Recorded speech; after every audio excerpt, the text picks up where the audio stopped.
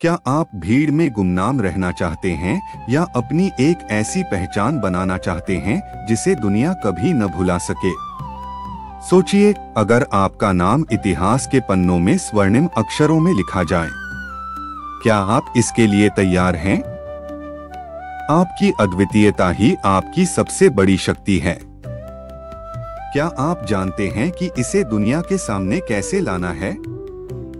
बाहरी दुनिया की नकल छोड़िए, अपने भीतर की उस आवाज को सुनिए जो आपको विशिष्ट बनाती है।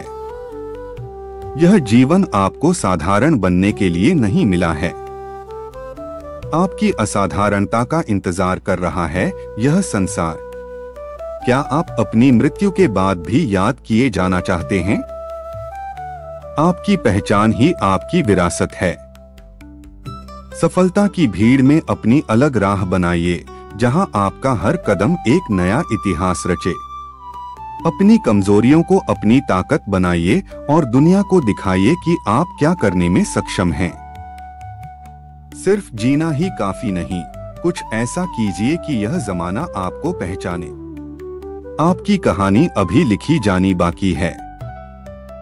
क्या आप उसे यादगार बनाने के लिए तैयार हैं? हे मनुष्य, इस नश्वर संसार में तेरा आगमन एक अद्भुत घटना है। तू अपने साथ अनंत संभावनाओं का कोश लेकर आया है। तेरे हृदय में असीम प्रेम का झरना है, तेरे मस्तिष्क में अनगिनत विचारों का सागर है और तेरी आत्मा में उस परम शक्ति का अंश है जो इस पूरे ब्रह्मांड को चलायमान रखती है। क्या तू इस सत्य को गहराई से अनुभव करता है? क्या तू जानता है कि तेरा यह क्षणभंगुर जीवन केवल सांसों का आना जाना नहीं, बल्कि एक अद्वितीय अवसर है अपनी आंतरिक दिव्यता को प्रकट करने का? तू आज जिस राह पर चल रहा है, वह अक्सर दूसरों के पदचिह्नों से बनी होती है। तू बाहरी दुनिया की चकाचौंध में खो गया है, भौतिक वस्तुओं और क्षणिक सुखों को ही जीवन का परम लक्ष्य मान बैठा है। तू दूसरों की जीवन शैली की नकल करने में व्यस्त है, उनकी मान्यताओं को अपना रहा है और इस प्रक्रिया में तू अपनी मौलिक पहचान को विस्मृत कर बैठा है। स्मरण रख, इस अनगिनत भीड़ का हिस्सा बनकर गुम हो जाना तेरा भाग्य नहीं है।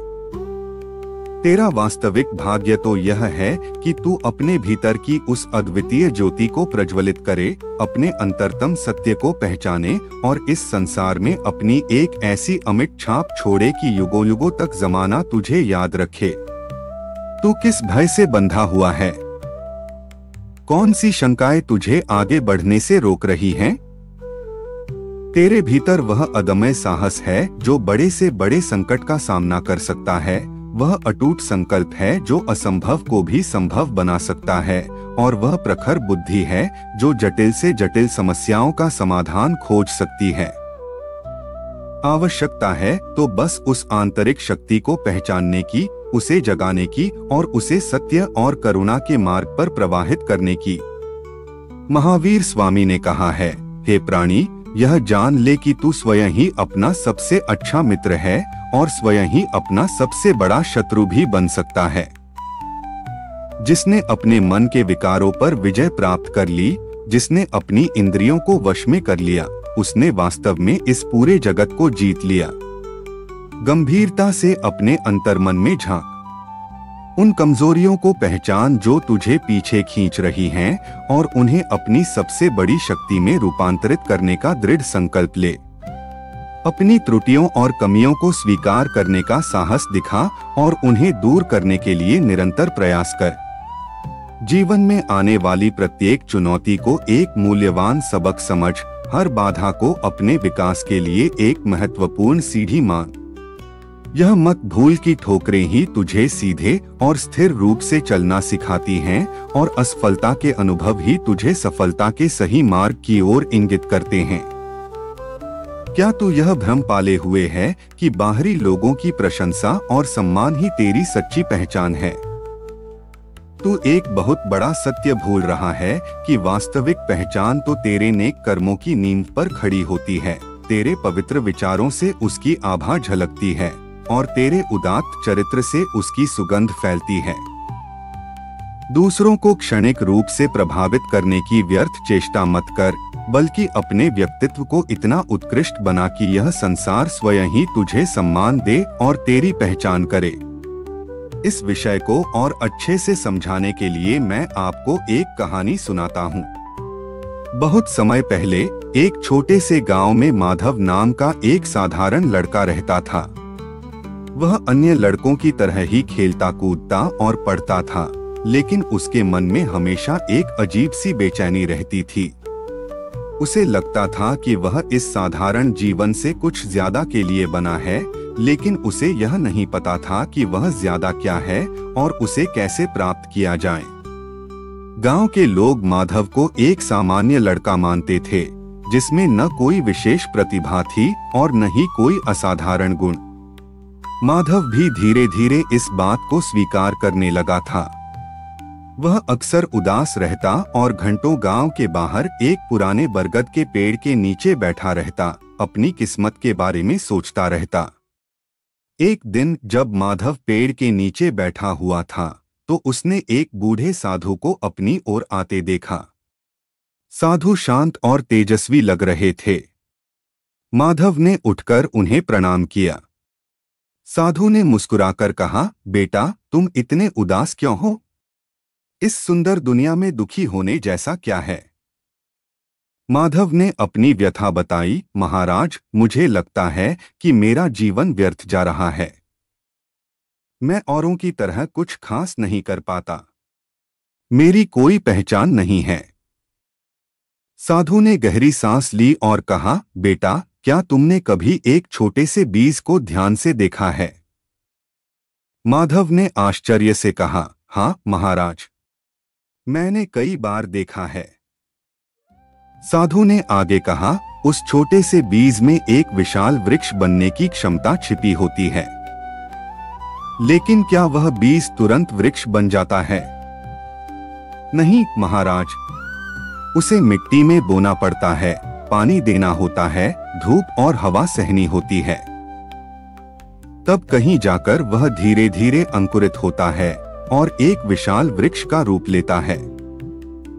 माधव ने उत्तर दिया। साधु ने मुस्कुराते हुए कहा, ठीक उसी तरह हर मनुष्य के भीतर एक अद्वितीय क्षमता छिपी होती है। तुम्हें बस उस बीज को पहचानना है, उसे सही दिशा में पोषित करना है और धैर्य के साथ उसके विकसित होने का इंतजार करना है। अपनी तुलना दूसरों से मत करो। हर बीज अलग होता है और हर वृक्ष की अपनी पहचान होती है। माधव को साधु की बातों में सच्चाई दिखी। उस दिन से उसने अपने भीतर झांकना शुरू किया। उसने अपनी रुचियों और अपनी प्रतिभाओं को पहचानने की कोशिश की। उसे चित्रकला में थोड़ा रुझान महसूस हुआ। पहले तो उसने इसे गंभीरता से नहीं लिया, लेकिन साधु की बातों को याद करके उसने हर दिन थोड़ा थोड़ा अभ्यास करना शुरू कर दिया। शुरुआत में उसकी चित्रकला साधारण थी। गांव के लोग उस पर हंसते भी थे, लेकिन माधव ने हार नहीं मानी। वह हर दिन और ज्यादा मेहनत करता रहा। उसने प्रकृति के रंगों को, लोगों के चेहरों को और गांव के दृश्यों को अपनी कला में उतारना शुरू कर दिया। धीरे धीरे उसकी कला में निखार आने लगा। उसके चित्रों में जीवंतता और भावनाएं झलकने लगीं। गांव के लोग अब उसका मजाक नहीं उड़ाते थे, बल्कि उसकी कला की प्रशंसा करने लगे थे। एक दिन गांव में एक बड़ा मेला लगा। माधव ने भी अपने कुछ चित्र वहां प्रदर्शित किए। दूर दूर से आए लोगों ने उसकी कला को सराहा। कुछ लोगों ने उसके चित्र खरीदे भी। उस दिन माधव को पहली बार यह महसूस हुआ कि उसकी भी एक पहचान बन रही है। उसने और भी मेहनत करना शुरू कर दिया। वह नए नए तकनीकों को सीखता और अपनी कला को और बेहतर बनाने का प्रयास करता। धीरे धीरे उसकी ख्याति आसपास के गांवों में भी फैल गई। लोग दूर दूर से उसके चित्र देखने और खरीदने आते थे। एक समय ऐसा आया जब माधव का नाम उस क्षेत्र के सबसे प्रसिद्ध चित्रकारों में गिना जाने लगा। उसके चित्रों की प्रदर्शनी शहरों में लगने लगी और लोग उसकी कला के दीवाने हो गए। माधव अब वह साधारण लड़का नहीं रहा था जिसे कोई नहीं जानता था। उसने अपनी मेहनत, लगन और अपने भीतर छिपी हुई प्रतिभा को पहचानकर अपनी एक ऐसी पहचान बनाई कि जमाना उसे आज भी याद करता है। उसने कभी भी दूसरों की नकल नहीं की, बल्कि अपनी मौलिक शैली विकसित की। उसने कभी भी असफलता से हार नहीं मानी, बल्कि हर चुनौती को एक अवसर माना। और सबसे महत्वपूर्ण बात, उसने कभी भी उस बूढ़े साधु की बातों को नहीं भुलाया जिन्होंने उसे यह सिखाया था कि हर किसी के भीतर एक अनमोल संभावना छिपी होती है, बस उसे पहचानने और विकसित करने की जरूरत होती है। माधव की कहानी हमें यह सिखाती है कि हमारी पहचान हमारे भीतर से आती है, न कि बाहरी परिस्थितियों से। यदि हम अपने भीतर की आवाज सुने, अपनी प्रतिभा को पहचाने और उस पर विश्वास रखें, तो हम निश्चित रूप से अपनी एक ऐसी पहचान बना सकते हैं जिसे यह दुनिया कभी नहीं भुला पाएगी। गंभीरता से अपने अंतर्मन में झांक। उन कमजोरियों को पहचान जो तुझे पीछे खींच रही हैं, और उन्हें अपनी सबसे बड़ी शक्ति में रूपांतरित करने का दृढ़ संकल्प ले। अपनी त्रुटियों और कमियों को स्वीकार करने का साहस दिखा और उन्हें दूर करने के लिए निरंतर प्रयास कर। जीवन में आने वाली प्रत्येक चुनौती को एक मूल्यवान सबक समझ, हर बाधा को अपने विकास के लिए एक महत्वपूर्ण सीढ़ी मान। यह मत भूल कि ठोकरें ही तुझे सीधे और स्थिर रूप से चलना सिखाती हैं, और असफलता के अनुभव ही तुझे सफलता के सही मार्ग की ओर इंगित करते हैं। क्या तू यह भ्रम पाले हुए है कि बाहरी लोगों की प्रशंसा और सम्मान ही तेरी सच्ची पहचान है? तू एक बहुत बड़ा सत्य भूल रहा है कि वास्तविक पहचान तो तेरे नेक कर्मों की नींव पर खड़ी होती है। तेरे पवित्र विचारों से उसकी आभा झलकती है और तेरे उदात्त चरित्र से उसकी सुगंध फैलती है। दूसरों को क्षणिक रूप से प्रभावित करने की व्यर्थ चेष्टा मत कर, बल्कि अपने व्यक्तित्व को इतना उत्कृष्ट बना कि यह संसार स्वयं ही तुझे सम्मान दे और तेरी पहचान करे। अपने ज्ञान के क्षितिज का विस्तार कर, सत्य की अनवरत खोज में लगा रह। अपने विवेक की ज्योति को प्रज्वलित कर। अंधविश्वासों और पुरानी अनुपयोगी रूढ़ियों के बंधनों से मुक्त हो। तर्क और बुद्धि के निर्मल प्रकाश में जीवन के गूढ़ रहस्यों को समझने का अथक प्रयास कर। जब तेरा ज्ञान गहरा और विस्तृत होगा, तो तेरा जीवन के प्रति दृष्टिकोण भी विशाल और उदार होगा और तू इस दुनिया को एक नवीन और अधिक स्पष्ट दृष्टि से देख पाएगा। अपने हृदय को निस्वार्थ प्रेम और गहरी करुणा के भावों से परिपूर्ण कर। इस संसार के सभी प्राणियों के प्रति दया और सहानुभूति का भाव रख। किसी भी प्राणी को अपने विचारों, शब्दों या कर्मों से तनिक भी दुख मत पहुंचा और किसी का भी अपमान मत कर। तेरा दूसरों के साथ किया गया व्यवहार ही अंततः तेरी सच्ची पहचान बनेगा। मधुर और सत्य वचन बोल और ऐसे प्रिय वाक्य उच्चारित कर जो दूसरों के हृदय को शांति और सकारात्मक प्रेरणा से भर दें। तेरे शब्दों में वह अद्भुत शक्ति होनी चाहिए जो दूसरों के मुरझाए हुए दिलों को फिर से खिला सके। अपने प्रत्येक कर्म को पवित्र और शुद्ध रख। लोभ, लालच और अहंकार के विषैले प्रभावों से स्वयं को दूर रख। निस्वार्थ भाव से अपने कर्तव्यों का पालन कर और अपने कर्मों के संभावित फल की अत्यधिक चिंता मत कर। तेरा प्रत्येक कर्म एक बीज के समान है जो उचित समय आने पर अवश्य ही अपना फल देगा। अच्छे कर्म निश्चित रूप से अच्छे परिणाम लाएंगे और बुरे कर्म बुरे परिणाम देंगे। यह एक शाश्वत और अपरिवर्तनीय नियम है। अब मैं आप सभी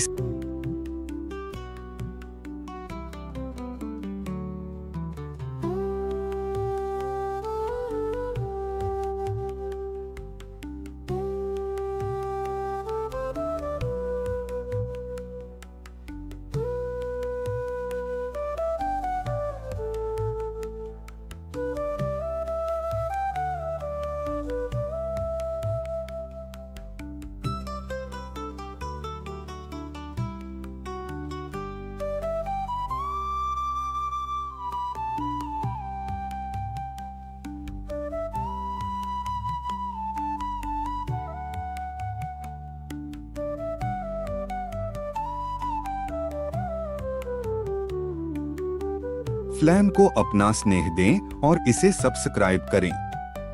इस वीडियो को लाइक करके अपना समर्थन व्यक्त करें और नीचे टिप्पणी अनुभाग में लिखकर अवश्य बताएं कि आपको यह कैसा लगा।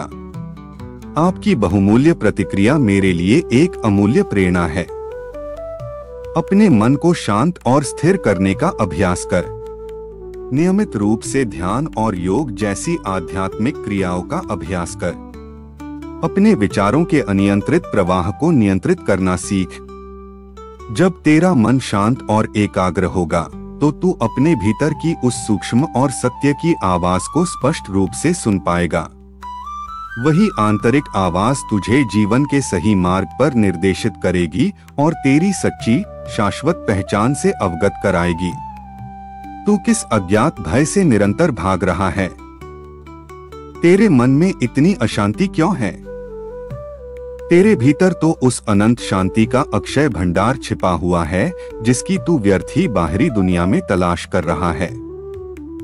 क्षण भर रुक, शांत हो और अपने अंतर्मन की गहराई में डुबकी लगा। उस शाश्वत और असीम शांति को महसूस कर जो तेरे भीतर अनादिकाल से विद्यमान है। अपने जीवन के स्पष्ट लक्ष्यों को निर्धारित कर और उन्हें प्राप्त करने के लिए अथक और निरंतर परिश्रम कर। आलस्य और प्रमाद के बंधनों को त्याग दे।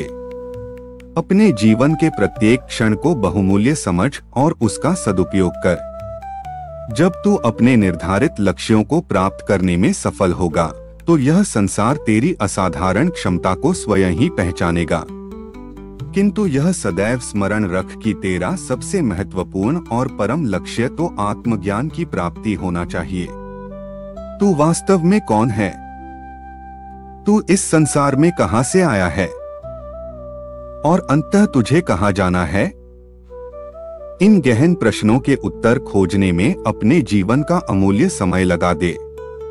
जिस दिन तू अपने वास्तविक स्वरूप को, अपनी आत्मा की अनंत शक्ति को जान लेगा, उस दिन तुझे किसी बाहरी पहचान या अनुमोदन की किंचित भी आवश्यकता नहीं रहेगी।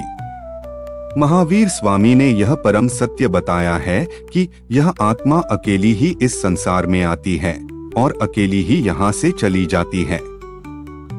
इस जीवन यात्रा में न कोई तेरा सच्चा साथी है और न कोई स्थायी सहारा। इसलिए अपने भीतर के उस दिव्य प्रकाश को पहचान और स्वयं का ही अटूट सहारा बन। अपने चरित्र को निर्मल और उज्ज्वल बना। सत्य, ईमानदारी, निष्ठा और उच्च नैतिक मूल्यों के पवित्र मार्ग पर दृढ़ता से चल। तेरा उत्कृष्ट चरित्र ही तेरी सबसे बड़ी और स्थायी संपत्ति है। यह तुझे समाज में सच्चा सम्मान दिलाएगा और अनगिनत लोगों के लिए प्रेरणा का अक्षय स्रोत बनेगा। दूसरों की निस्वार्थ भाव से सेवा कर। जो जरूरतमंद हैं, उनकी हर संभव सहायता कर। अपने ज्ञान, अपने धन और अपनी शक्ति का उपयोग इस संसार के सभी प्राणियों के कल्याण के लिए कर। जब तू दूसरों के जीवन में सच्ची खुशियां लाएगा तो तेरा अपना जीवन भी स्वाभाविक रूप से आनंद और संतोष से भर जाएगा। कभी भी निराशा से हार मत मान। जीवन में असफलताएं तो एक स्वाभाविक प्रक्रिया का हिस्सा हैं। उनसे बहुमूल्य सबक सीख और फिर से नए उत्साह और दृढ़ संकल्प के साथ प्रयास कर। तेरा अटूट संकल्प ही अंततः तुझे सफलता के शिखर पर पहुंचाएगा।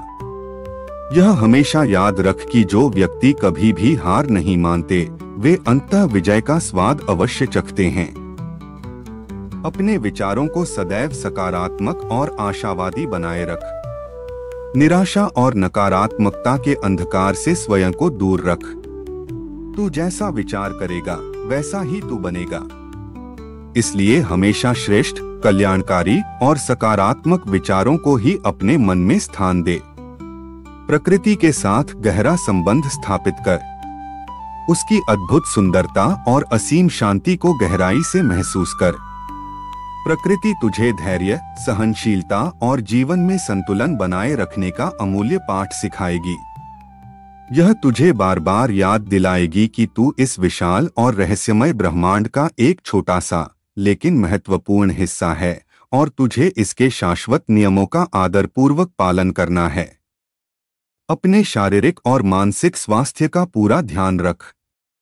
एक स्वस्थ शरीर में ही एक स्वस्थ और सकारात्मक मन का निवास होता है। संतुलित और पौष्टिक भोजन ग्रहण कर, नियमित रूप से योगा और व्यायाम कर और पर्याप्त नींद ले।